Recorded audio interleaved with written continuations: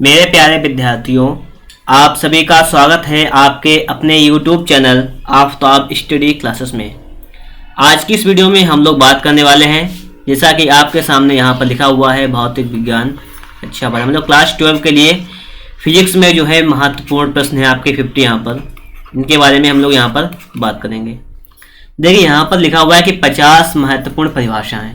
यहाँ पर परिभाषाओं के साथ साथ कुछ आर्टिकल भी दिए गए हैं, वो भी आपकी परीक्षा की दृष्टि से इम्पोर्टेंट है। ठीक है, तो ये 50 प्रश्नों का हमारा पहला क्लास रहेगा और इसके हिसाब इसके बाद में जो है जो भी इम्पोर्टेंट क्वेश्चन होंगे उसके लिए भी हम क्लास लाएंगे। ठीक है, तो आप लोग इस पूरे क्लास को देखिएगा, इसका एक अच्छा सा नोट्स तैयार कीजिएगा और आपको जो भी लगे कि आपको जो चीज़ नहीं आती तो उसको आप कमेंट बॉक्स में पूछ सकते हैं, उसके लिए आपको एक अलग से वीडियो प्रोवाइड करा दी जाएगी। ठीक है, हम लोग देखते हैं यहाँ पर हमारे सामने पहला क्वेश्चन लिखा हुआ है कि वैद्युत द्विध्रुव से आप क्या समझते हैं। वैद्युत द्विध्रुव से आप क्या समझते हैं, तो इसके बारे में हमें लिखना है। देखिए वैद्युत द्विध्रुव क्या होता है असल में, वो समझो पहले।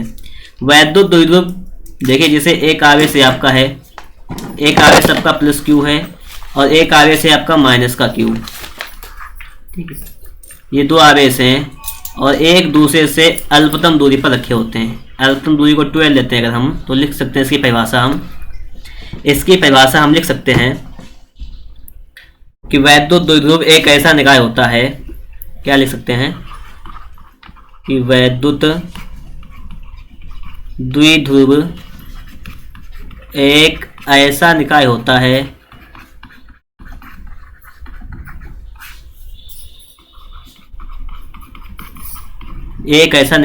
है जिसमें दो बराबर, देखिए यहाँ पर एक प्लस का क्यू एक माइनस का, उसका मतलब है कि जिसमें दो बराबर हों, क्योंकि दोनों में जिसमें दो बराबर और विपरीत प्रकार के आवेश, जिसमें दो बराबर और विपरीत प्रकार के आवेश एक दूसरे से अल्प दूरी पर रखे हों।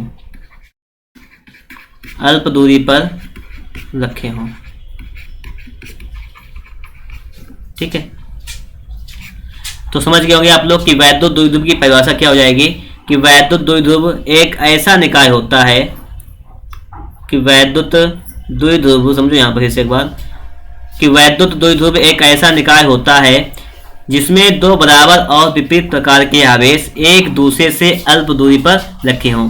जैसे देखो यह वैद्युत द्विध्रुव बना हुआ है कि जिसमें एक आवेश आपका है प्लस का क्यू और एक आवेश आपका है यहाँ पर माइनस का क्यू, जो एक दूसरे से अल्पतम दूरी, ये वाली जो इनकी डिस्टेंस है बीच की 2l, इस दूरी पर रखे हुए हैं। तो ये संरचना आपकी क्या कहलाती है, वैद्युत द्विध्रुव कहलाती है। अगर आपसे पूछा जाए कि चलिए इसका एग्जाम्पल बताइएगा, उदाहरण क्या हो जाएंगे, तो इसका एग्जाम्पल हो जाएगा आपका जैसे HCl हो जाएगा, ठीक है, और हो जाएगा आपका HBr हाइड्रोजन क्लोराइड, हो जाएगा आपका HCl हाइड्रोक्लोरिक अम्ल हो जाएगा ये। ठीक है, इसी प्रकार से देखेंगे हम लोग आगे तो हो जाएगा CH4, क्या होता है मेथेन होता है, मेथेन हो जाएगा। और देखेंगे अगर हम लोग तो देखिएगा आपका हो जाएगा CO2। ठीक है, तो आदि के अणु हो जाएंगे, क्या इनके सभी के आदि के अणु।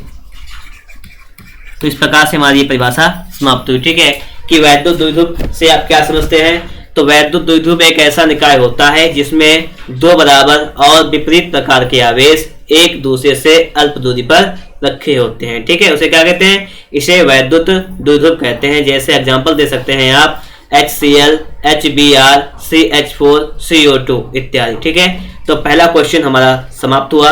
हम चलेंगे अगले क्वेश्चन पर और अगला क्वेश्चन आपके सामने यहाँ पर आ चुका है। देखिएगा लिखा हुआ है कि वैद्युत द्विध्रुव आघूर्ण से आप क्या समझते हैं। अब देखिएगा यहाँ पर कह रहा है कि वैद्युत द्विध्रुव आघूर्ण से आप क्या समझते हैं। यहाँ पर ये है, जैसे समझो जैसे आघूर्ण क्या होता है ये समझो। जैसे वैद्युत द्विध्रुव पहले बना लेंगे हम, ये होता है आपका वैद्युत द्विध्रुव, ये क्या हो जाएगा, ये हो जाएगा आपका वैद्युत द्विध्रुव। वैद्युत द्विध्रुव आघूर्ण के बारे में कह रहा है। देखिए अगर एक प्लस का क्यू आवेश है तो एक आपका माइनस का क्यू आवेश है, इनके बीच की दूरी 2l ली जाती है। तो सुविधा के अनुसार लेते हैं कि जब आर्टिकल करते हैं तो वहाँ पर जो है इसको दो भागों में बांटना होता है हमें, ठीक है, इसीलिए 2 लेते हैं। अगर हम लोग यहाँ बात करें तो देखो इसकी परिभाषा हम किस प्रकार से लिखेंगे वो देखो आप लोग। वैद्युत द्विध्रुव आघूर्ण से आप क्या समझते हैं, तो देखो लिखेंगे कि वैद्युत द्विध्रुव के ये वैद्युत द्विध्रुव है, वैद्युत द्विध्रुव के किसी एक आवेश के परिमाण, मतलब ये वैद्युत द्विध्रुव के दो आवेश दिए गए, एक का प्लस का क्यू एक माइनस का क्यू, तो इन दो आवेशों में से मतलब वैद्युत द्विध्रुव के किसी एक आवेश का परिमाण तथा दोनों आवेशों के बीच की दूरी के गुणनफल को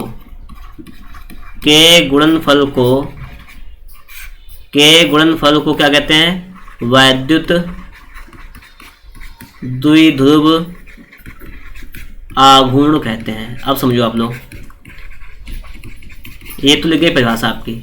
अब यहाँ पर आपको थोड़ा समझना है, वो समझ लो आप लोग। यहाँ पर जैसे हमने लिखा यहाँ पर कि वैद्युत द्विध्रुव आघूर्ण क्या होता है, तो हो गया कि एक वैद्युत द्विध्रुव के किसी एक आवेश के परिमाण। परिमाण का मतलब क्या होता है, जैसे आपका यहाँ पर आवेश लिखा हुआ है प्लस का क्यू और यहाँ पर लिखा हुआ है माइनस का क्यू, तो इसका मतलब है परिमाण में हम चिन्ह को नहीं लेते हैं, तो चिन्ह को नहीं लिया जाएगा। तो किसी एक आवेश का परिमाण क्या हो जाएगा, क्यू, तो एक आवेश का परिमाण हो जाएगा क्यू, और तथा दोनों आवेशों के बीच की दूरी के गुणनफल को, दोनों आवेशों, एक आवेश ये है एक आवेश है, इनके बीच की दूरी कितनी, 2l, तो 2l इनके गुणनफल को क्या कहते हैं, वैद्युत द्विध्रुव आघूर्ण कहते हैं, और इसे हम P से प्रदर्शित करते हैं। ठीक है, स्मॉल p बना लीजिएगा यहाँ पर, तो हो जाएगा आपका P बराबर Q इंटू, इसको लिख सकते हैं कि P equal to Q into 2l। ये आपका हो जाएगा कि वैद्युत द्विध्रुव आघूर्ण P बराबर Q इंटू 2l। ये इतनी बात हो गई।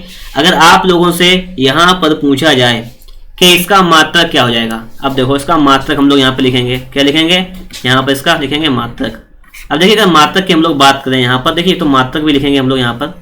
देखो ये देखो P बराबर होता है Q का मान, Q क्या है, Q एक आवेश है और आवेश का मात्रक होता है कूलाम, तो हो जाएगा आपका कूलाम, क्या हो जाएगा, कूलाम। फिर आगे गुणा में है तो गुणा में यहाँ पर हो जाएगा आपका L क्या होता है, लंबाई का मात्रक मीटर होता है, तो कूलाम मीटर जो है वो इसका हो जाएगा मात्रक। इसका मात्रक क्या हो जाएगा, इसका मात्रक हो जाएगा कूलाम मीटर। क्लियर बात। अगर आपसे यहाँ पर पूछे कि यह कैसी राशि है, अगर आपसे यहाँ पर ये पूछता है कि ये कैसी राशि है, तो क्या बताएंगे आप, देखिए अगर आपसे पूछे ये कैसी राशि है, तो यह एक सदिश राशि है। कैसी राशि है, क्वेश्चन पूछता है, मतलब ऑप्शन में पूछता है कैसी राशि, कि वैद्युत द्विध्रुव आघूर्ण कैसी राशि है, तो ये एक सदिश राशि है। अगर आपसे पूछे कि इसकी दिशा कैसी होती है, इसकी दिशा जो होती है वो किस तरफ से किस साइड के लिए होती है, तो इसकी दिशा जो होती है वो ऋणावेश से धनावेश की होती है। किधर से होती है, ऋणावेश से, इसकी दिशा जो होती है वो ऋणावेश से धनावेश की ओर होती है, ऋणावेश से धनावेश की ओर होती है इसकी दिशा।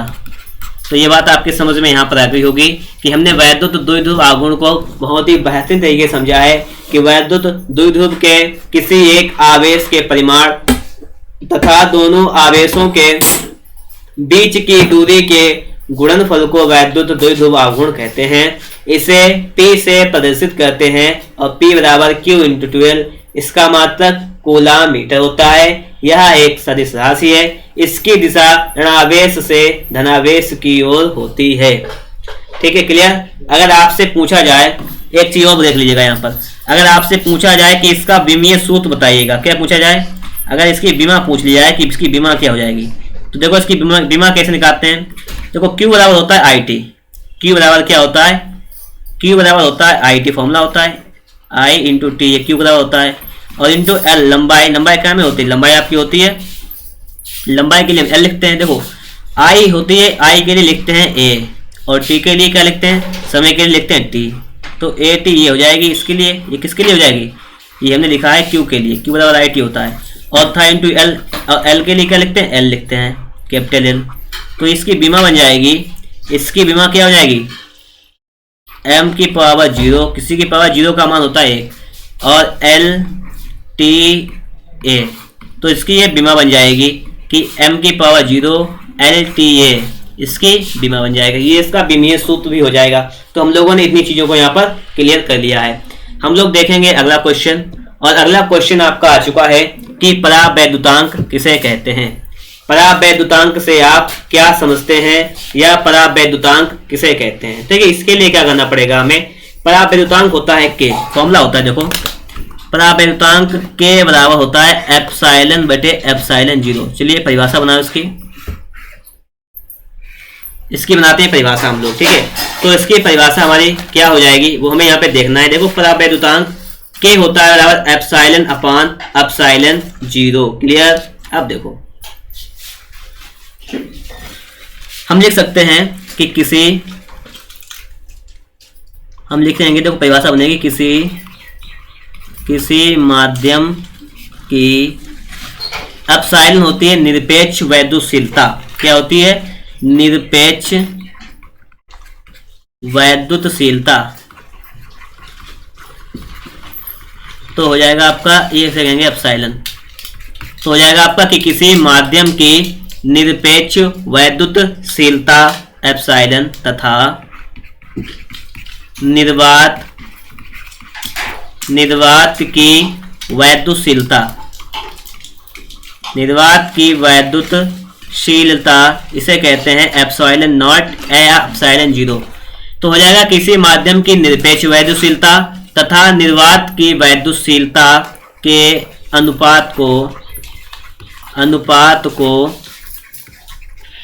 परावैद्युतांक कहते हैं। क्या हो जाएगा? परावैद्युतांक कहते हैं। क्लियर। और आगे लिख लीजिएगा कि इसे कैसे प्रदर्शित करते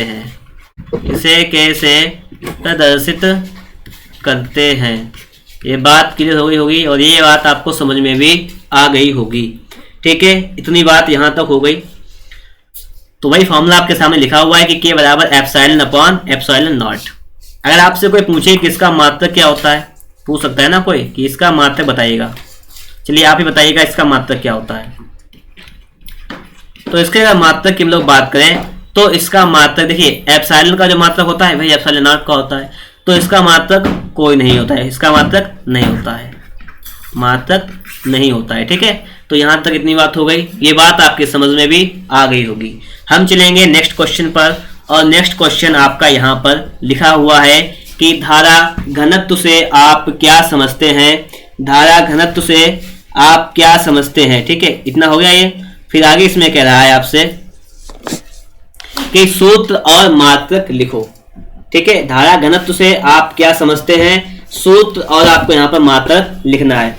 अब देखिएगा हम लोगों ने अभी तक जितना पढ़ा है, अगर आपको इतनी बात समझ में आई है तो फटाफट से आप लोग एक बार वीडियो को लाइक कर दीजिएगा। चैनल पर नए हैं, चैनल को सब्सक्राइब नहीं किए हैं तो चैनल को सब्सक्राइब भी जरूर कर लीजिएगा। पढ़ना हमें है धारा घनत्व। देखो धारा घनत्व क्या होता है, पहले देखिए फॉर्मूला बताते हैं आपको। धारा घनत्व होता है जे बराबर, फॉर्मूला से ही परिभाषा बन जाएगी। ठीक है, जे बराबर आई अपान ए, ये इसका होता है फॉर्मूला। अब देखो इस फॉर्मूले से ही हम लोग लिखेंगे इसकी डेफिनेशन। कैसे लिखते हैं समझना यहाँ पर।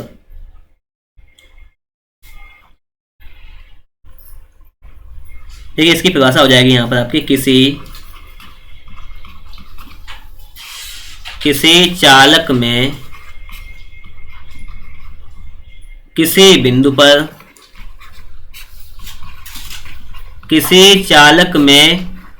बिंदु पर प्रति एकांक क्षेत्रफल से, अभी समझाता हूँ, लिख लो पहले। क्षेत्रफल से अभिलंबवत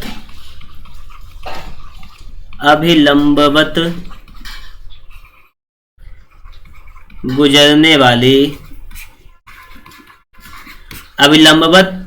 वाली वैद्युत धारा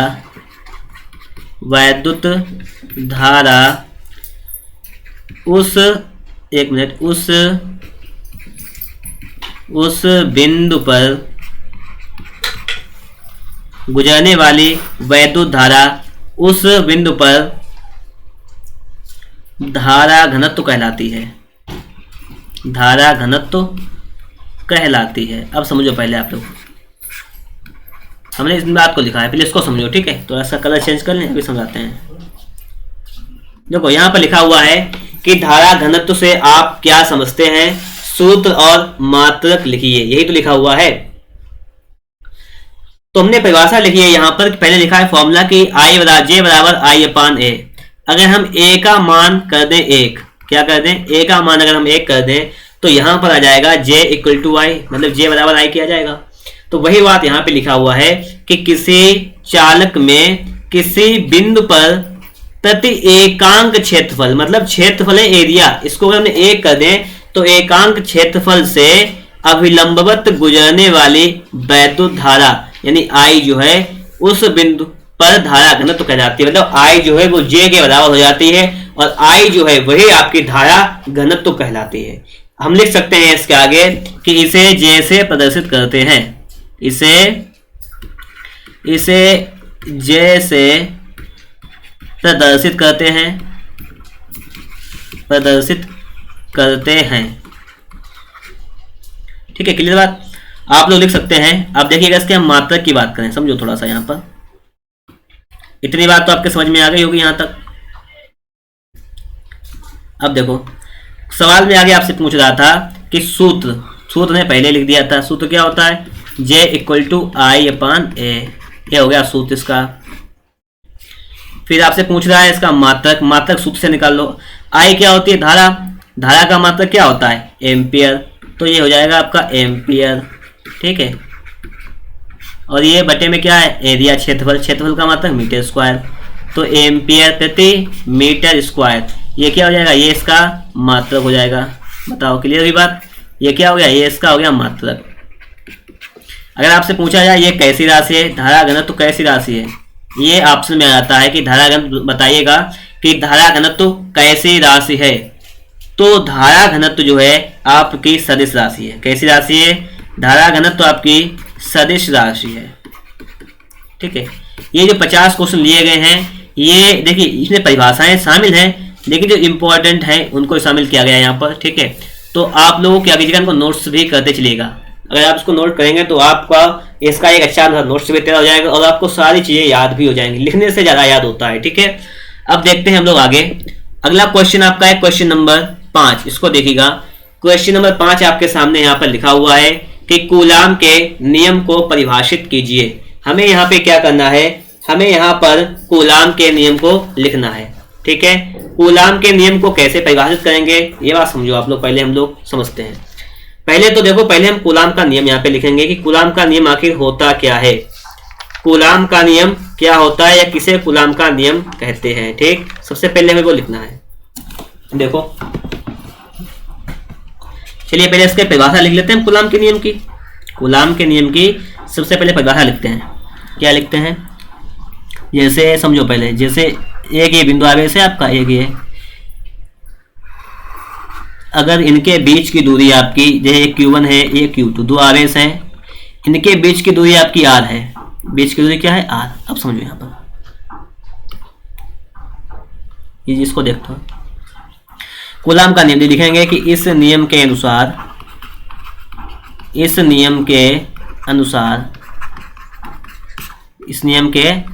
या आप लिखेंगे, जब आप लिखेंगे तो आप लिखेंगे कूलाम के नियम के अनुसार, लिखेंगे कि दो स्थिर बिंदु, ये दो स्थिर बिंदु, एक हो जाएगा Q1, एक हो जाएगा Q2, दो स्थिर बिंदु आवेशों के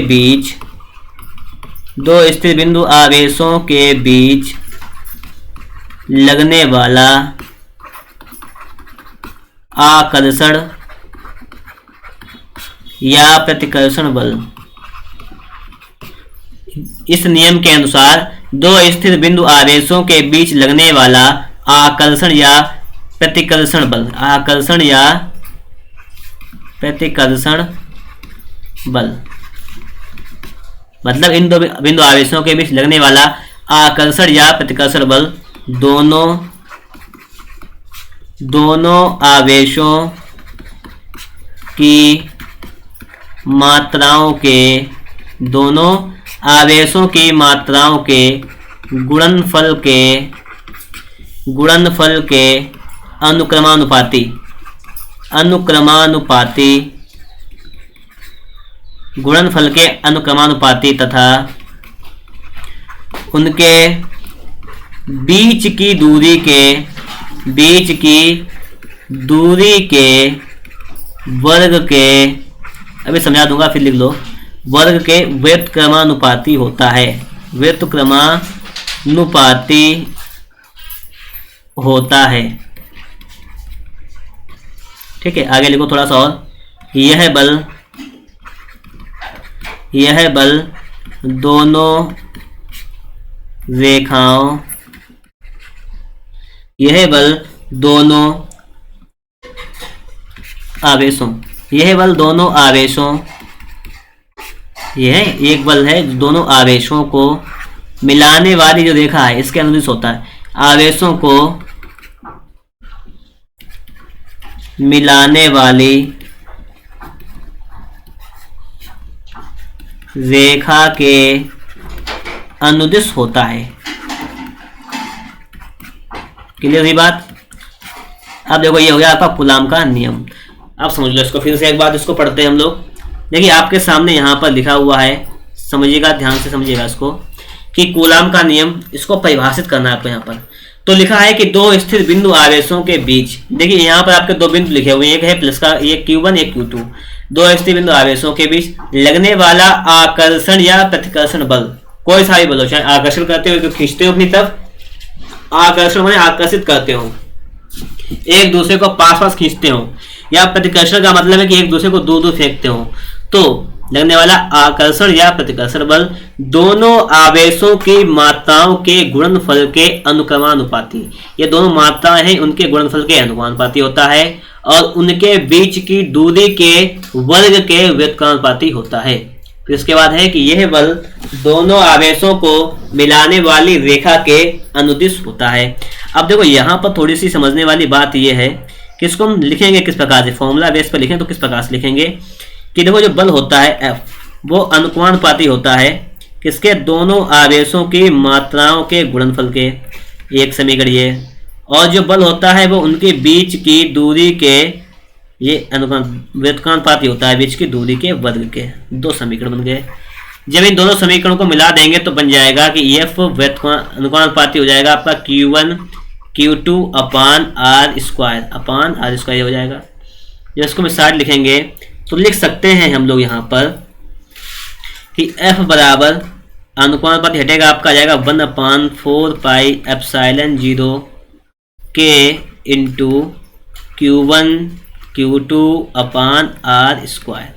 तो ये तो आपका बन जाएगा फॉर्मूला। ठीक है, इसका यूज करेंगे हम सवालों में। इसका मात्रक, बल का मात्रक न्यूटन होता है, तो आ जाएगा ये न्यूटन। क्लियर बात? इतनी बात आपको समझ में आ गई होगी। अब देखिएगा यहाँ पर जो है कि 1/, देखिए यहाँ पर जब K है, जब यहाँ पर K होता है परावैद्युतांक, जब हम लिखते हैं कि निर्वात या वायु के लिए तो हम K को 1 लिख लेते हैं। ठीक है, लेकिन यहाँ पर हम लोग बात करें तो 1/4 पाई एप्सिलॉन 0 या एप्सिलॉन नॉट, इसका वैल्यू कितना होता है, तो इसका आप लोग याद कर लीजिएगा 9 गुणा 10 की घात 9, 9 गुणा 10 की घात 9। इसको यहीं पे रखेंगे, इसका मात्रक निकाल लेंगे तो हो जाएगा न्यूटन मीटर स्क्वायर प्रति कूलाम स्क्वायर, ये इसका मात्रक हो जाएगा।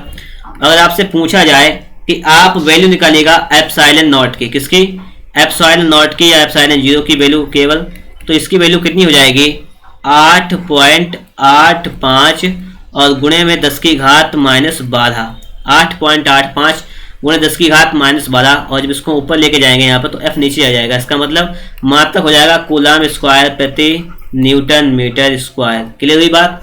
ये बात आप लोगों को समझ में आ गई होगी और हमने यहाँ पर समझाने का पूरा प्रयास भी किया है। ठीक है, तो हम लोगों ने समझ लिया है कि कूलाम का नियम क्या होता है और हम उसको कैसे वेरीफाई कर सकते हैं। हम आगे देखेंगे। अब आपके सामने यहाँ पर अगला क्वेश्चन आ चुका है कि वैद्युत क्षेत्र की तीव्रता। क्या क्वेश्चन आ चुका है? वैद्युत क्षेत्र की तीव्रता। वैद्युत क्षेत्र की तीव्रता से आप क्या समझते हैं? यही तो है ना। अब देखो हम लोग वैद्युत क्षेत्र की तीव्रता को किस प्रकार से लिखेंगे, इसको समझना है। देखो वैद्युत क्षेत्र की तीव्रता होता है यहाँ पर, वैद्युत क्षेत्र की तीव्रता E बराबर होता है F/Q0, F/Q0। अब यहाँ पर समझो, लिखेंगे कि वैद्युत क्षेत्र में, वैद्युत क्षेत्र की तीव्रता तो मतलब लिखेंगे कि वैद्युत क्षेत्र में, वैद्युत क्षेत्र में, वैद्युत क्षेत्र में किसी, वैद्युत क्षेत्र में लिखो रखे, वैद्युत क्षेत्र में रखे किसी धन परीक्षण आवेश पर, धन परीक्षण आवेश क्या लिख सकते हैं इसको, Q0 हो जाएगा यहाँ पर कि वैद्युत क्षेत्र में रखे किसी धन परीक्षण आवेश Q0 पर लगने वाला बल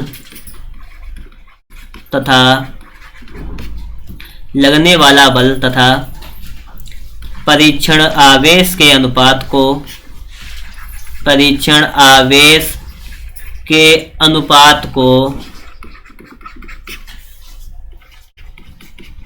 वैद्युत क्षेत्र की तीव्रता कहते हैं, वैद्युत क्षेत्र की तीव्रता कहते हैं। फिर लिख सकते हैं कि इसे E से प्रदर्शित करते हैं, इसे E से प्रदर्शित करते हैं। ठीक है, तो ये आपका हो गया डेफिनेशन, इसका हो गया। यहाँ पर समझो एक बार, फिर से एक बार डेफिनेशन में लिखवाया है, यहाँ पर यही तो लिखा है।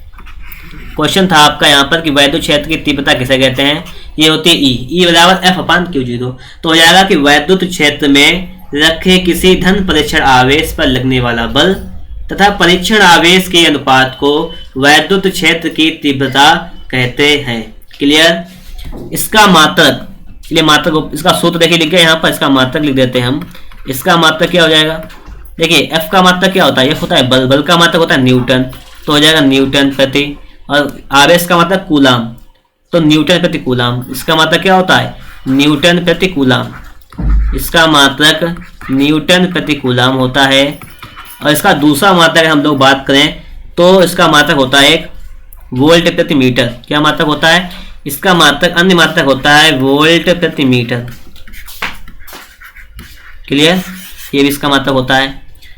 अगर बात करें कि यह कैसी राशि है, यह कैसी राशि है, आप बताएंगे कि यह एक कैसी राशि है, फटाफट से। तो आपने हिसाब लगाओ ये कैसी राशि है और बताओ फटाफट से। तो आपकी यहाँ पर ये हो जाएगी, इसका कलर चेंज लिखते हैं यहाँ पर, ये हो जाएगी एक सदिश राशि। कैसी राशि हो जाएगी, दिशा सहित, ये हो जाएगी एक आपकी सदिश राशि। तो हम लोगों ने यहाँ तक क्वेश्चंस को कंप्लीट कर लिया है। ठीक है, आप लोगों को हमारी ये बात समझ में भी आई होगी। अगर यहाँ तक सारी बातें आपको क्लियर हो रही हैं तो फटाफट से आप लोग एक बार वीडियो को लाइक कर दीजिएगा। चैनल पर नए हैं और आप लोगों ने अभी तक सब्सक्राइब नहीं किया है तो आप लोग चैनल को भी सब्सक्राइब जरूर कर लीजिएगा। ठीक है, तो आप लोगों को यहाँ तक की तो सारी बातें कंप्लीटली समझ में आ गई होंगी। अब हम लोग देखेंगे आगे के क्वेश्चंस को। ठीक है, आपके कि आगे के जो क्वेश्चंस हैं वो क्या होने वाले हैं यहाँ पर। ठीक है, अब देखिएगा आगे के क्वेश्चन देखिए, संधारित्र किसे कहते हैं, इसके उपयोग लिखिए, यहाँ पर ये लिखा हुआ है। लेकिन इससे पहले थोड़ा सा हम बैक चलते हैं यहाँ पर, और बैक में देखिएगा हमने आप लोगों को यहाँ पर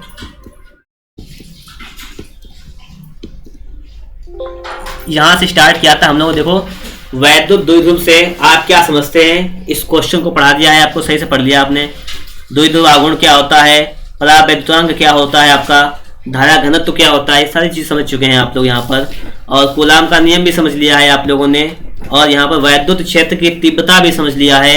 और अगला क्वेश्चन है कि संधारित्र से आप क्या समझते हैं या संधारित्र किसे कहते हैं, और हमें इसका देखिए उपयोग भी लिखना है कि इसका उपयोग कहाँ पे किया जाता है। ठीक है, तो सारी चीजें हम लोग यहाँ पर सीखेंगे भी। और आप लोग क्या करिएगा, आप लोग कॉपी कलम को भी ले लीजिएगा और उस कॉपी कलम से आप लोग इसको नोट करते हुए चलिएगा। ठीक है, तो देखिएगा संधारित्र समझते हैं। संधारित्र क्या होता है, संधारित्र की डेफिनेशन देखिएगा कि दो ऐसे चालकों का युग्म, लिखेंगे इसको कि दो ऐसे चालकों का युग्म दो ऐसे चालकों का युग्म जो एक दूसरे के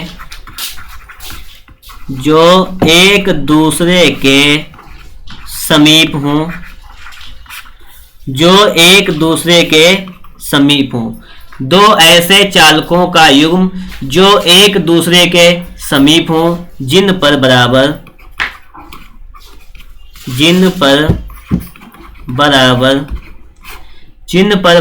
व विपरीत आवेश हो।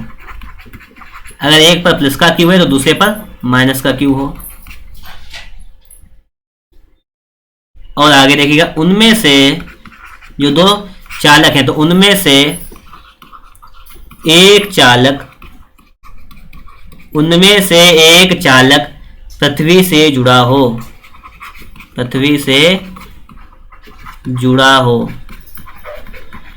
तो उसे क्या कहते हैं? इसे कहते हैं संधारित्र।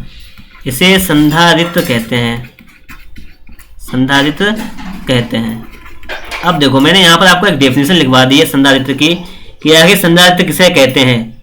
तो हम लोगों ने यहाँ पे समझा है कि संधारित्र की दो ऐसे चालकों का युग्म जो एक दूसरे से समीप हो, मतलब एक दूसरे के पास हो। जैसे दो चालक हैं तो दो चालक में से एक ऐसा युग्म है इनका पास हो जिन पर बराबर और विपरीत आवेश हो। अगर एक पर जो है प्लस का क्यू आवेश हो तो एक पर माइनस का क्यू आवेश हो, यही तो है। पर उनमें से एक चालक पृथ्वी से जुड़ा हो और एक चालक कहाँ जुड़ा हो? पृथ्वी से जुड़ा हो। तो इसी प्रकार से बनेगा ना, तो यही तो समझ में आ रही होगी। तो इस प्रकार से क्या होता है? हमारा संधारित्र हो जाएगा। अगर हम लोग बात कहते हैं कि थोड़ा समझाने का प्रयास किया है यहाँ पर, संधारित्र की डेफिनेशन हो गई है। अब आगे इसका उपयोग क्या होता है। अगर हम लोग इसके उपयोग की बात करें, ठीक है, तो यहाँ पर आपको बात समझ में आ गई होगी, लेकिन यहाँ माइनस कर लीजिएगा आप लोग, ठीक है, क्योंकि माइनस को पहले से जोड़ते हैं, प्लस को आगे दूसरा दिया जाता है यहाँ पर। तो इस प्रकार से आपकी आकर जो होती है वो संधारित्र बन जाती है। क्लियर? अब देखिएगा, क्वेश्चन हमारा था इसके उपयोग क्या होंगे। क्या पूछ रहा है? उपयोग। हमसे इसमें उपयोग पूछ रहा है। अब देखिए आप लोग उपयोग क्या बताएंगे इसका। इंक चेंज कर लें इसका। इसके उपयोग क्या हो जाएंगे? इसका उपयोग हो जाता है, देखिए संधारित्र का उपयोग करते हैं हम लोग, जो आपके वैद्युत उपकरण होते हैं उसमें किया जाता है। तो हो जाएगा आपका वैद्युत उपकरणों में। क्लियर हुई बात? अगला उपयोग लिखिएगा चलिए इसका हो जाएगा कि आवेश का संचय करने में, आवेश को इकट्ठा करने में इसका उपयोग कर दिया जाता है। और एक उपयोग लिखिएगा इसका ऊर्जा का संचय करने में,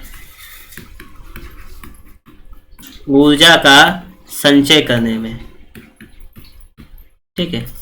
तो ये आपके पर्याप्त हैं तीन उपयोग, क्योंकि आप सिर्फ 2 नंबर में क्वेश्चन पूछ लेता है कि संधारित्र किसे कहते हैं, इसके उपयोग लिखिए सिर्फ 2 नंबर में।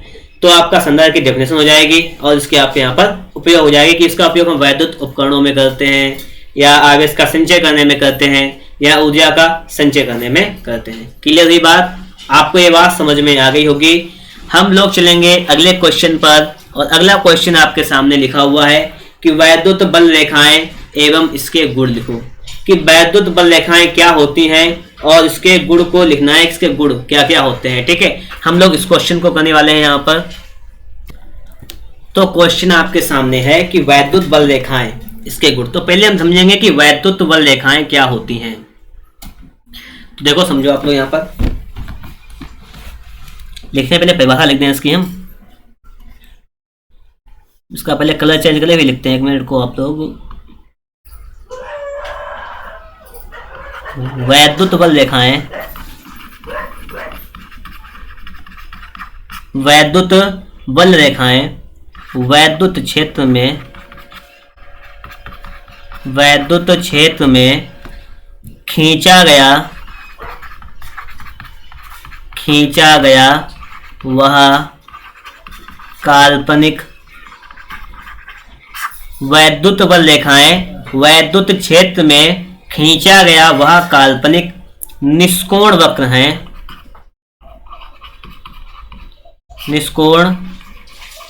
हैं, जो उस स्थान पर वैद्युत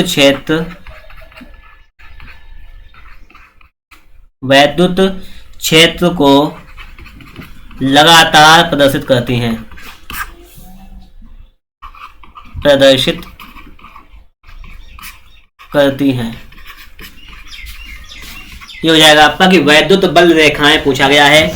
तो यहाँ पे लिख दिया है कि वैद्युत बल रेखाएं वैद्युत क्षेत्र में खींचा गया वह काल्पनिक निष्कोण वक्र है, खींचा गया वह काल्पनिक निष्कोण वक्र है जो उस स्थान पर वैद्युत क्षेत्र को लगातार प्रदर्शित करती हैं। ये बात यहाँ पर आपके समझ में आ रही होगी। ठीक है, तो हम लोगों ने क्या किया है, यहाँ पर वैद्युत बल रेखाओं को लिख लिया है। अब देखिएगा हमें यहाँ पे क्या करना है, इसके लिए थोड़ा सा हम इसको और समझने का यहाँ पर डीपली थोड़ा समझते हैं, इसका प्रयास करते हैं। अब देखो देखिए वैद्युत बल रेखाओं के यहाँ पे गुण की बात कर रहा है, तो गुण में हम लोग क्या लिखेंगे, जैसे धनावेश से ये वैद्युत बल रेखाएं क्या होती हैं, बाहर की ओर निकलती हैं। धनावेश से ये बल रेखाएं कहाँ जाती हैं, बाहर की ओर जाती हैं। और ऋणावेश में ये बल रेखाएं जो हैं कहाँ जाती है, वो अंदर की ओर प्रवेश करती है ऋणावेश में। ठीक है, तो इसके हम गुणों को चलिए लिख लेते हैं। इसके लिखेंगे गुण। क्लियर, चलिए देखिएगा यहाँ पर गुण लिखेंगे। नंबर 1 जैसे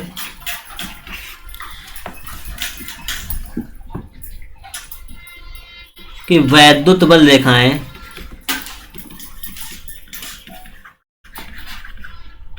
वैद्युत बल रेखाएं धनावेश से निकलती हैं,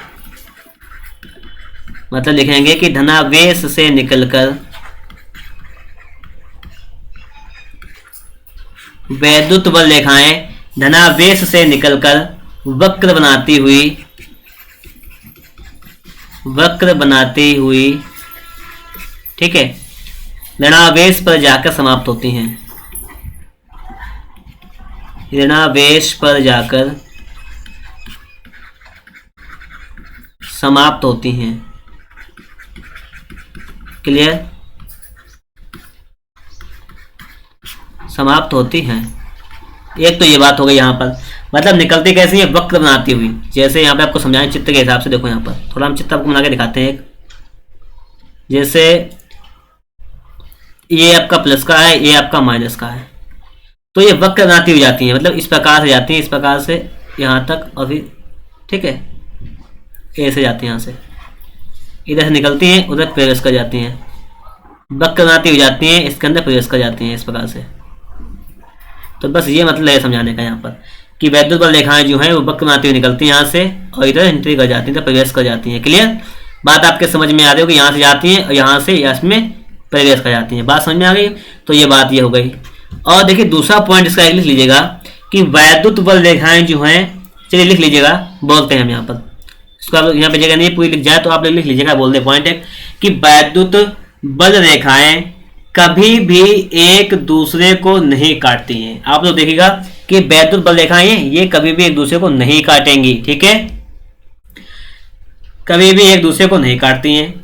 और यदि वे काटेंगी तो जो कटान बिंदु होगा उसका, तो कटान बिंदु पर दो स्पर्श रेखाएं होंगी जो वैद्युत बल की दो दिशाएं प्रदर्शित करेंगी, जो कि असंभव है। इतना लिख लीजिएगा आप लोग यहाँ पर। इसके दूसरे गुण में लिख लीजिएगा या सुन लीजिएगा इसको एक बार कि वैद्युत बल रेखाएं कभी भी एक दूसरे को नहीं काटती। इतना लिख दीजिएगा।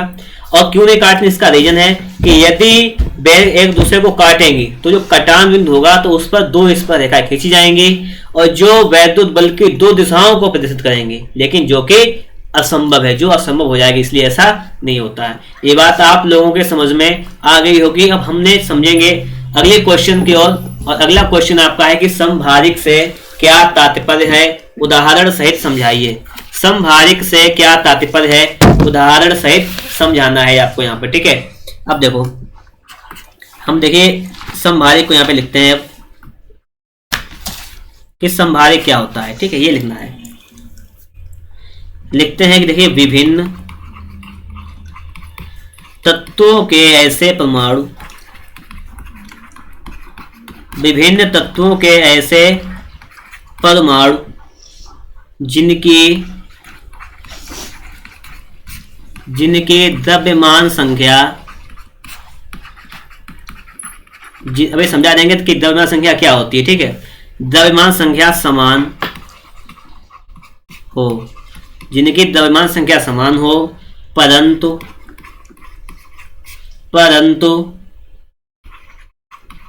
क्रमांक अलग अलग हो। क्रमांक कैसा हो? क्रमांक अलग अलग हो तो क्या कहते हैं? इसे कहते हैं समभारिक। समभारिक कहलाते हैं। तो आपके सामने लिखे गए डेफिनेशन समभारिक की कि विभिन्न तत्वों के ऐसे परमाणु जिनकी द्रव्यमान संख्या समान हो परंतु क्रमांक अलग अलग हो तो उसे कहते हैं समभारिक कहते हैं।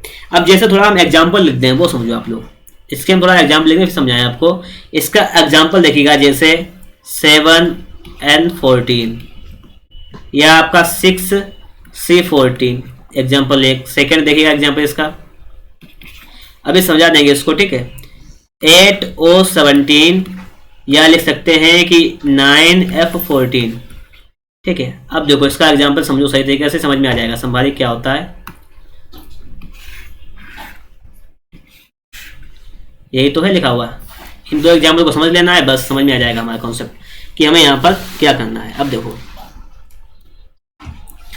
अब देखिए अगर हम लोग बात करें तो नाइट्रोजन लिखा हुआ है। नाइट्रोजन का परमाणु क्रमांक कितना होता है? 7 और भार कितना होता है? 14, ठीक है।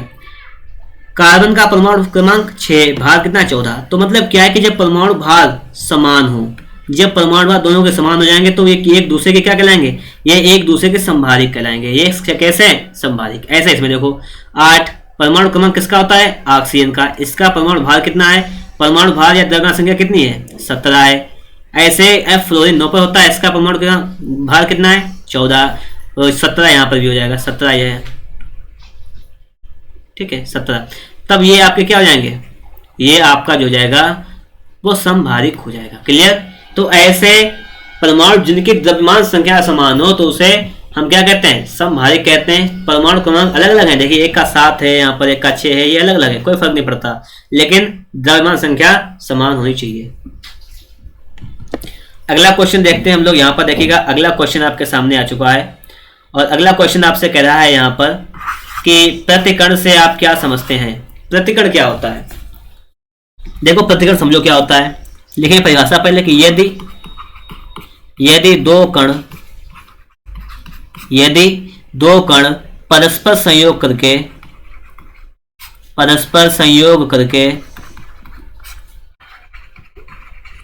यदि दो कण परस्पर संयोग करके एक दूसरे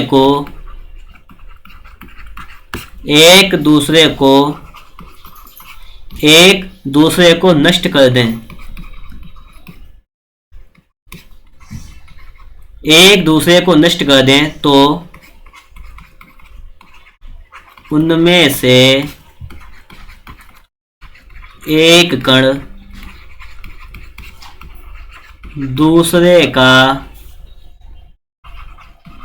दूसरे कण का लिख लें और प्रतिकण कहलाता है। अब आप लोग समझिएगा, यहां पर आपके सामने लिखा हुआ है कि यदि दो कण परस्पर संयोग करके, यदि दो कण है जैसे और उन्होंने परस्पर संयोग किया, परस्पर मिल गए और मिलने के बाद एक दूसरे को नष्ट कर दिया तो उनमें से जो पहला कण होगा, एक कण, वो दूसरे का क्या कहलाएगा? प्रतिकण कहलाता है, और दूसरा कण पहले का, उसका प्रतिकण कहलाएगा। तो समझ गए आप लोग कि प्रतिकण क्या है। तो आप लोगों ने प्रतिकण को यहाँ पर ठीक तरीके से समझ लिया होगा, ठीक है, कि प्रतिकण क्या होता है। क्लियर हुई बात? यहाँ तक आप लोगों को सारी बातें समझ में आ गई होंगी, ठीक है। यदि वास्तव में आपको वीडियो अच्छा लगा है तो फिर फटाफट से इसे आप लोग एक बार लाइक कर दीजिएगा। चैनल पर नए हैं, चैनल को सब्सक्राइब नहीं किए हैं तो आप लोग चैनल को सब्सक्राइब भी जरूर कर लीजिएगा, ठीक है। हम लोग देखते हैं अगला क्वेश्चन, और अगला क्वेश्चन जो है वो आपके सामने यहाँ पर आ चुका है कि दूरदृष्टि दोष से आप क्या समझते हैं? दूरदृष्टि दोष से आप क्या समझते हैं? इसका निवारण कैसे करेंगे? यही तो लिखा हुआ है। अब देखिए दूरदृष्टि दोष होता क्या है, पहले वो समझ लो आप लोग। देखिए लिखेंगे कि जब मनुष्य को जब मनुष्य को दूर की वस्तुएं तो स्पष्ट दिखाई देती हैं, दूर की वस्तुएं तो स्पष्ट दिखाई देती हैं,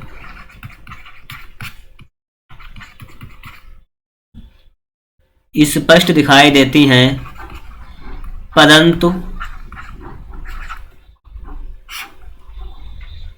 परंतु पास की वस्तुएं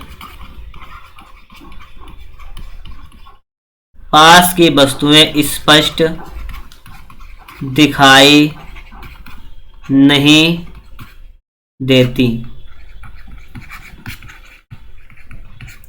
मतलब क्या होता है कि दूरदृष्टि दोष क्या होता है कि जब मनुष्य को दूर की वस्तुएं तो स्पष्ट दिखाई देती हैं परंतु पास की वस्तुएं स्पष्ट दिखाई नहीं देती हैं, इसे क्या कहते हैं? इसे दूरदृष्टि दोष कहते हैं। इसे दूरदृष्टि दोष कहते हैं। क्लियर बात?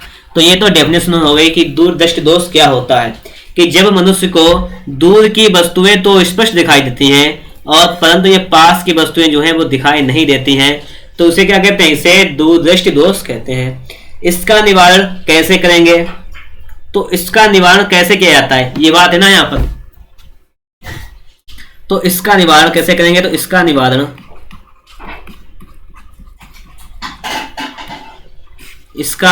निवारण उत्तल लेंस के द्वारा किया जाता है। उत्तल लेंस के प्रयोग से करते हैं। ठीक है, अगर आपसे पूछ लिया जाए कि दूरदृष्टि दोष से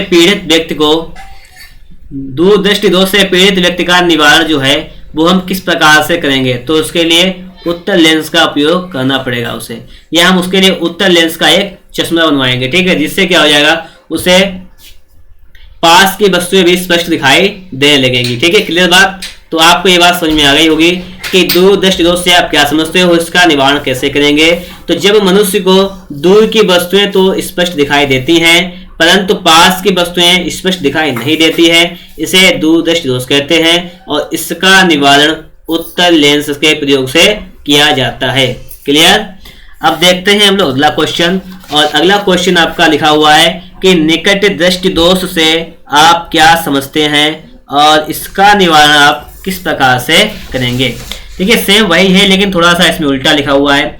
मतलब निकट के लिए क्या करना पड़ता है और दूर के लिए। अभी हम लोगों ने देखो निकट के लिए यहाँ पे लिखा था कि जब मनुष्य को दूर की वस्तुएं स्पष्ट दिखाई देती हैं परंतु पास की स्पष्ट दिखाई नहीं देती हैं। इसमें लिखना पड़ेगा, हमें उल्टा इसमें लिखना पड़ेगा कि मनुष्य को पास की वस्तुएं, सेम उल्टा कर दीजिएगा, पास की वस्तुएं तो स्पष्ट दिखाई देती हैं, स्पष्ट दिखाई देती हैं जब मनुष्य, मन लिखा हुआ है कि मनुष्य को पास की वस्तुएं तो स्पष्ट दिखाई देती हैं परंतु दूर की वस्तु, परंतु दूर की वस्तु स्पष्ट रूप से दिखाई ना दे, स्पष्ट रूप से दिखाई ना दे, तो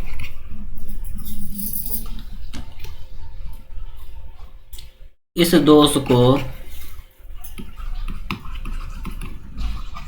क्या कहते हैं? निकट दृष्टि दोष कहते हैं। क्लियर? तो इस दोष को निकट दृष्टि दोष कहते हैं। तो ये बात आपके समझ में यहाँ पर आ गई होगी कि हमने लिखा था अभी कि दूरदृष्टि दोष क्या होता है और इसका निवारण आप कैसे करेंगे। तो उसमें क्या था कि जब मनुष्य को दूर की वस्तुएं तो स्पष्ट दिखाई देती हैं लेकिन पास की वस्तुएं स्पष्ट दिखाई नहीं देती हैं, तो इसे दूरदृष्टि दोष कहते हैं और इसका निवारण उत्तल लेंस के प्रयोग से करते हैं। क्लियर हुई? उसको उल्टा कर दीजिएगा आप लोग यहाँ पर कि मनुष्य को पास की वस्तुएं तो स्पष्ट दिखाई देती हैं परंतु दूर की वस्तुएं स्पष्ट नहीं दिखाई देती हैं, तो इस दोष को निकट दृष्टि दोष कहते हैं। अब देखिए, अगर इसके निवारण की बात की जाए कि हम इसका निवारण किस प्रकार से करेंगे। तो निवारण किस प्रकार से करेंगे, तो इसके निवारण के लिए हम लोग अवतल लेंस का उपयोग करेंगे। किसका? अवतल लेंस का उपयोग करेंगे। क्लियर? तो यहाँ पर आपको ये बात भी समझ में आ गई होगी। ऑप्शन में आपको 1 नंबर का दे देगा, पूछेगा कि निकट दृष्टि दोष का निवारण, आप निकट दृष्टि दोष से पीड़ित व्यक्ति के निवारण के लिए आप उसको किस लेंस का चश्मा पहनाएंगे। ऐसे पूछ दे तो क्या बताएंगे आप? उसे हम अवतल लेंस का चश्मा पहनाएंगे। ये बात आपके समझ में आ गई होगी। अगर यहाँ तक की सारी बातें क्लियर हो गई हैं तो फटाफट से आप लोग एक बार वीडियो को लाइक कर दीजिएगा। चैनल पर नए हैं, चैनल को सब्सक्राइब नहीं किए हैं तो आप लोग चैनल को सब्सक्राइब भी कर लीजिएगा। ठीक है, हम लोग देखेंगे आगे के क्वेश्चंस को कि आपके सामने अब आगे के क्या क्वेश्चंस लिखे हुए हैं, तो देखेंगे हम लोग यहाँ पर। और यहाँ पर आपके सामने आ चुका है अगला क्वेश्चन, संधारित्र की धारिता से आप क्या समझते हैं। तो संधारित्र की धारिता निकालने इसके लिए क्या होता है, देखिए पहले फॉर्मूला देखेंगे। फॉर्मूला होता है हमारा संधारित्र की धारिता C बराबर होता है Q/V। क्या होता है? C बराबर Q/V। पहले हम इसको समझते हैं कि क्या होता है ये। ठीक है, देखो इसको लिखेंगे कि संधारित्र की एक प्लेट को दिए गए आवेश, संधारित्र की एक प्लेट को दिए गए आवेश तथा प्लेटों के बीच उत्पन्न, जो प्लेट है उनके बीच उत्पन्न, ये भी क्या होता है? विभवांतर।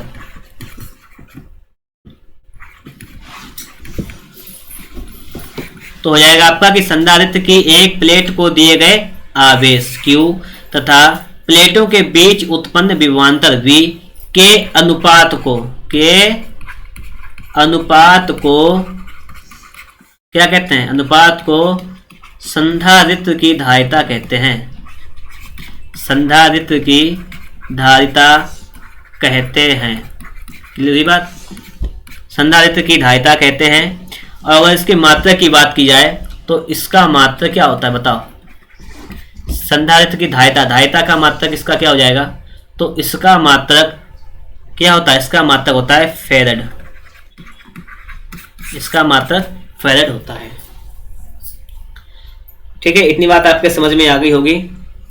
लिखा हुआ है कि संधारित्र की धारिता से आप क्या समझते हैं। तो संधारित्र की एक प्लेट को दिए गए आवेश तथा प्लेटों के बीच उत्पन्न विभवांतर के अनुपात को संधारित्र की धारिता कहते हैं। इसका मात्रक फैराड होता है। क्लियर हुई बात? ठीक है, अब हम देखते हैं अगला क्वेश्चन। और अगला क्वेश्चन आपका लिखा हुआ है कि वैद्युत चालकता से आप क्या समझते हैं। क्या क्वेश्चन लिखा हुआ है? क्वेश्चन है आपका कि वैद्युत चालकता से आप क्या समझते हैं। ये तो है, तो हमें लिखना है कि वैद्युत चालकता के बारे में। ठीक है, आप लोग कॉपी पर नोट्स जरूर बनाते रहिएगा क्योंकि ये 50 क्वेश्चन बहुत ही ज्यादा आपके लिए इंपॉर्टेंट रहने वाले हैं, इसलिए इसका नोट्स आप लोग जरूर बनाइएगा। ठीक है, अब यहाँ पे वैद्युत चालकता पूछ रहा था कि वैद्युत चालकता क्या होता है। तो क्या होता है कि वैद्युत प्रतिरोध जो होता है R, तो वैद्युत प्रतिरोध के व्युत्क्रम को, वैद्युत प्रतिरोध के व्युत्क्रम को मतलब उल्टे को क्या कहते हैं? वैद्युत चालकता कहते हैं। बस वैद्युत चालकता कहते हैं। तो यहाँ पे लिखा हुआ है आपके सामने कि वैद्युत चालकता क्या होती है। तो वैद्युत प्रतिरोध के व्युत्क्रम को वैद्युत चालकता कहते हैं। अगर हम लोग बात करें तो क्या होता है वैद्युत चालकता की वैद्युत चालकता बराबर क्या होता है? देखो इसको लिखते हैं हम लोग यहाँ पर, वैद्युत चालकता बराबर 1/, वैद्युत प्रतिरोध। तो यही तो हो जाएगा कि वैद्युत चालकता क्या होती है कि वैद्युत चालकता जो है वैद्युत प्रतिरोध के व्युत्क्रम को वैद्युत चालकता कहते हैं। क्लियर? चलिए इसके मात्रक की बात कर ली जाए। किसका मात्रक क्या होता है? इसके मात्रक की हम लोग बात करें तो इसका मात्रक क्या होता है बताइएगा। देखिए वैद्युत प्रतिरोध का मात्रक क्या होता है? ओम। तो इसका मात्रक क्या हो जाएगा 1/ओम, 1/ओम हो जाएगा। इसे हम लिख सकते हैं ओम की पावर -1 यानी ओम इनवर्स लिख सकते हैं, ये भी इसका मात्रक हो जाएगा। और अगर आप लिखना चाहें तो इसका मात्रक साइमन लिख सकते हैं। क्या होता है साइमन, इसका मात्रक साइमन भी होता है, तो हम लोग साइमन भी लिख सकते हैं। ठीक है, तो आप लोगों को समझ में आ गया होगा कि वैद्युत चालकता क्या होती है। वैद्युत प्रतिरोध के व्युत्क्रम को वैद्युत चालकता कहते हैं और वैद्युत चालकता बराबर 1/वैद्युत प्रतिरोध। बात सारी समझ में आ गई होगी। और हम लोग देखेंगे अब अगला क्वेश्चन। और अगला क्वेश्चन आपका लिखा हुआ है कि ओम का नियम लिखिए। क्या लिखा हुआ है, ओम का नियम लिखना है आपको यहाँ पर। ठीक है, तो देखिएगा ओम का नियम क्या होता है। देखिए ये तो आपने हाई स्कूल में भी पढ़ा होगा ओम का नियम। ओम का नियम आप लोगों ने हाई स्कूल में भी पढ़ा होगा। हम लिखते हैं कि यदि आप लिख लेना कि ओम के नियम के अनुसार, इतना लिख लेना आप लोग। ठीक है, क्या लिख लेंगे कि यदि किसी चालक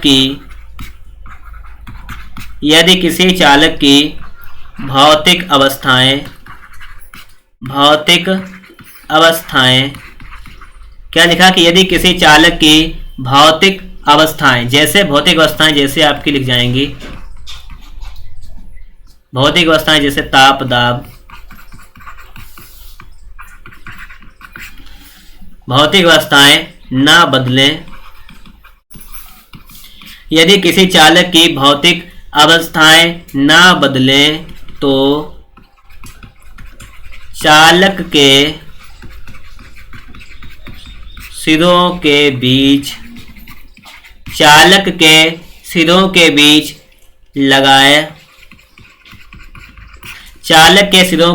लगाए गए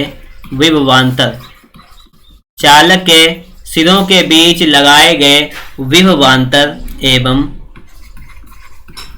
एवं उसमें प्रवाहित विद्युत धारा का अनुपात नियत रहता है। इस प्रकार से लिख सकते हैं हम लोग। देखिए आपके सामने आ गया है कि यदि किसी चालक की भौतिक अवस्थाएं जैसे ताप दाब ना बदलें तो चालक के सिरों के बीच लगाए गए विभवांतर एवं उसमें प्रवाहित वैद्युत धारा का अनुपात नियत रहता है। इसका मतलब कि देखिए प्रतिरोध होता है R, या लिख सकते हैं कि V विभवांतर अपान प्रवाहित धारा I। इसका जो वैल्यू रहता है वो कैसा रहता है, वो नियत रहता है। इसका मतलब ये क्या होता है, ये होता है R। ठीक है, हम लिख सकते हैं यहाँ पर कि V बराबर IR।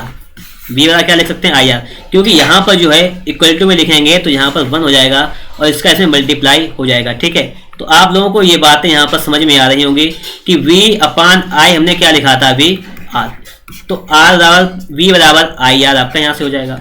और अगर आपसे यहाँ पर कहता है, देखिए इन्होंने यहाँ पे कह दिया है कि यदि, कि समझो एक बार, कि यदि किसी चालक की भौतिक अवस्थाएं ना बदलें तो चालक के सिरों के बीच लगाए गए विभवांतर हो गया V। ठीक है, विभवांतर और उसमें प्रवाहित विद्युत धारा का अनुपात, विद्युत धारा I और इसका अनुपात क्या रहता है, एक कांस्टेंट, एक नेतांक रहता है। नेतांक मतलब इसका नेतांक हम R लेते हैं, तो यही हो जाएगा कि V अपान I बराबर R। ठीक है, ये बात आपको समझ में आ गई होगी कि हम लोगों ने यहाँ तक 15 क्वेश्चंस को कंप्लीट कर लिया है और बहुत ही शानदार बेहतरीन तरीके से। ठीक है, यहाँ तक का सारा वीडियो आपको समझ में आया भी होगा। और हम लोग बात करेंगे अगले क्वेश्चंस की कि आपके सामने क्या अगले क्वेश्चंस हैं। ठीक है, अब आपके सामने अगला क्वेश्चन लिखा हुआ है कि क्यूरी ताप की परिभाषा दीजिए। क्वेश्चन क्या लिखा हुआ है कि क्यूरी ताप की परिभाषा देना है आपको यहाँ पर।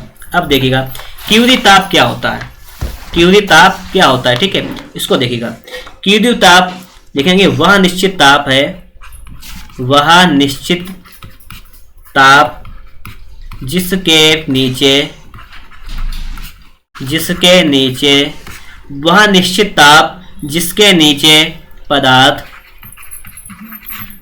नीचे पदार्थ लौह चुंबकीय जिसके नीचे पदार्थ लौह चुंबकीय में तथा जिसके ऊपर अनुचुंबकीय में बदल जाता है, अनुचुंबकीय पदार्थ में बदल जाता है, इसे क्या कहते हैं? इसे क्यूरी ताप कहते हैं, क्यूरी ताप कहते हैं। तो आपके सामने यहाँ पर लिख चुका है कि क्यूरी ताप क्या होता है। क्या होता है कि वह निश्चित ताप जिसके नीचे, मतलब उस जो निश्चित टेम्परेचर है उसके नीचे जो पदार्थ होते हैं वो लौह चुंबकीय में बदल जाते हैं, और जिसके ऊपर अनुचुंबकीय पदार्थ में बदल जाते हैं। पदार्थ जो पदार्थ होता है, अगर क्यूरी ताप के नीचे ताप है तो लौह चुंबकीय, और ऊपर ताप है तो अनुचुंबकीय पदार्थ बदल जाएगा। तो उसे क्या कहते हैं? उसे कहते हैं हम लोग क्यूरी ताप। बात समझ में आ गई होगी आप लोगों के क्यूरी ताप क्या होता है। ठीक है, अब देखिएगा आप लोग, अब आपके सामने अगला क्वेश्चन आ गया है कि धारा मापी क्या होता है। धारा मापी क्या होता है ये आपको यहाँ पे बताना है। तो धारा मापी कैसे लिखेंगे हम लोग? यहाँ पर देखो, धारा मापी क्या होता है कि जो धारा का मापन करता है परिपथ में, बस वही तो होता है धारा मापी। परिभाषा कैसे लिखोगे? देखो, इसकी परिभाषा लिखेंगे कि वह उपकरण, ठीक है, जो किसी वैद्युत परिपथ में धारा की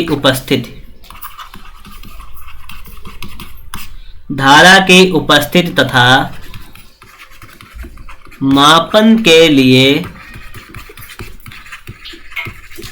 प्रयुक्त किया जाता है।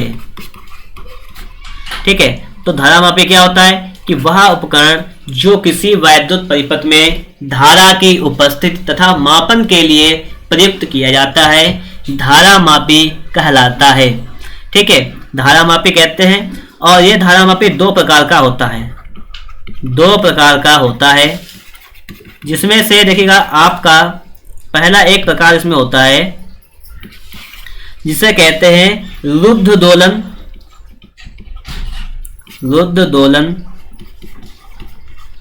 धारा मापी, एक ये होता है। और दूसरा इसमें होता है प्रक्षेप धारा मापी। ठीक है, दो धारा मापी हो जाएंगे, एक हो जाएगा आपका रुद्ध दोलन धारा मापी, एक हो जाएगा आपका प्रक्षेप धारा मापी। अब देखिए यहाँ पर अगर बात करें, देखिए अब थोड़ा सा इसमें समझ लीजिएगा बात आप लोग। ठीक है, थोड़ा सा और समझ लीजिएगा आप लोग कि जो रुद्ध दोलन धारा मापी होती है, इसका उपयोग किसके लिए किया जाता है? इसका उपयोग जो है परिपथ में धारा मापन के लिए किया जाता है। किसके लिए? धारा मापन के लिए किया जाता है इसका उपयोग। लिख सकते हैं आप लोग कि रुद्ध दोलन धारा मापी का प्रयोग मुख्य रूप से धारा मापन के लिए किया जाता है, और जबकि प्रक्षेप धारा मापी का प्रयोग, ठीक है, इसकी किसके लिए किया जाता है? ये किया जाता है क्षणिक धारा के लिए। किसके लिए? क्षणिक धारा। और इस क्षणिक धारा को हम कह सकते हैं आवेश। क्या कह सकते हैं? आवेश। ठीक है, तो इस प्रकार से कह सकते हैं। पहला है था क्वेश्चन आपका कि धारा मापी किसे कहते हैं? तो वह उपकरण जो किसी वैद्युत परिपथ में धारा की उपस्थिति तथा मापन के लिए प्रयुक्त किया जाता है उसे धारा मापी कहते हैं। यह दो प्रकार का होता है, एक हो जाएगा रुद्ध दोलन धारा मापी, इसका उपयोग धारा मापन के लिए किया जाता है, और दूसरा हो जाएगा प्रक्षेप धारा मापी, ये क्षणिक धारा या आवेश की मात्रा को मापने के लिए किया जाता है। तो ये धारा मापी से भी आप लोग समझ चुके होंगे कि धारा मापी क्या होता है। क्लियर? अब देखते हैं अगला लिखा हुआ है कि गॉस का प्रमेय लिखिए। ठीक है, तो गॉस का सिर्फ प्रमेय लिखना है, इसकी उपपत्ति नहीं करनी है, यहाँ पर सिर्फ आपको प्रमेय देना है यहाँ पर। ठीक है, अब देखो गॉस की प्रमेय आप लोग कैसे लिखेंगे? इसे कहते हैं गॉस की प्रमेय या गोस की प्रमेय या गाउस की प्रमेय, कैसे भी क्वेश्चन आ सकता है, कोई दिक्कत नहीं। ठीक है, तो लिखेंगे हम लोग कि इस प्रमेय के अनुसार लिख लीजिएगा क्या होता है। इस प्रमेय के अनुसार लिखना है हमें, किसी बंद पृष्ठ से, एक मिनट हुई है आप लोग, इस प्रमेय के अनुसार किसी बंद पृष्ठ से गुजरने वाला वैद्युत फ्लक्स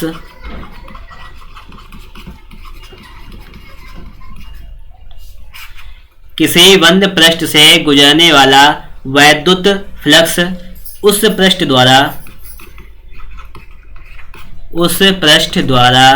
ठीक है परिबद्ध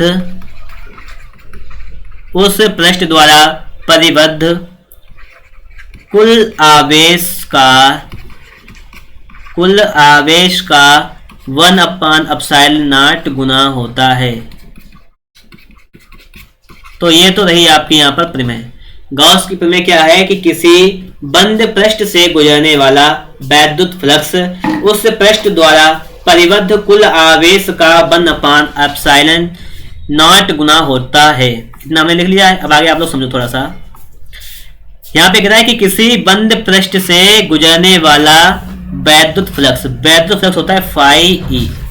तो फाई ई ये उस पृष्ठ द्वारा परिबद्ध कुल आवेश कितना होता है क्यू, इसका कितना गुना 1/ε0 गुना होता है। तो इसको हम लिख सकते हैं, इसको